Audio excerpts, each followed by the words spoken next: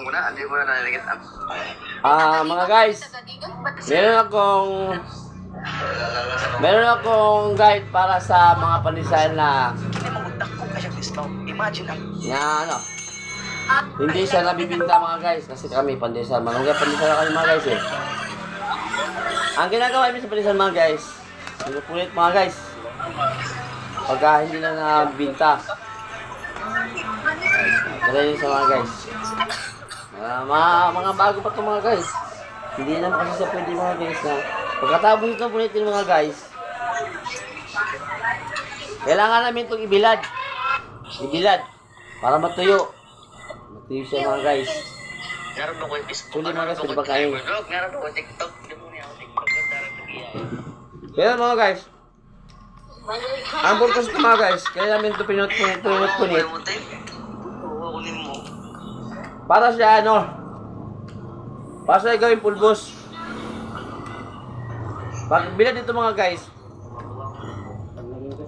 magiging tostado na siya. Matigas na siya. Tapos, ginagalingan namin doon sa galing kasi hindi siya pwede galingin mga guys eh. Hindi siya pwede galingin sa galingan kung ganito pa siya, malambot. Kailangan siya matigas. Pag magaling na siya, pag ginagaling na siya mga guys, ito na yung resulta mga guys. Ito, kimuha ko sa lalim. Ito mga guys.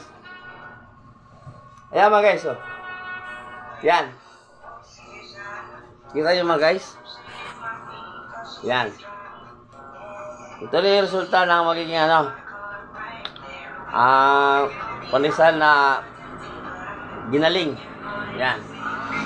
Ito rin siya inahalo dun sa pandesal. Kunyari, ito pandesal. Nangilaw pa. Ginaganya yan sa mga guys. Para hindi siya magdikit-dikit sa bawat isa. Bago namin siya ilagay dito sa plancha. Yan.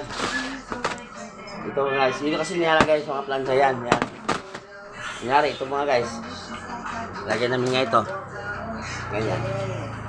Ganyan. Parang ganyan. Yan. Ito naman. Ganyan ulit. Ganyan. Hanggang sa 30 piraso mga guys. Hindi siya magdidikit mga guys. So yun ang purpose niya mga guys. Yan ang guide niya mga guys na bilang isang pandesal. Pag hindi siya nakaubos mga guys. Nung iba ginagawang pudding, wala kaming bikirin mga guys eh. Pandesal, malunggay pandesal lang kami. So ginagawa namin isang pulbos para sa pandesal. So salamat mga guys. Bigyan niyo ako suporta mga guys. Subscribe lang mga guys. Para sa susunod na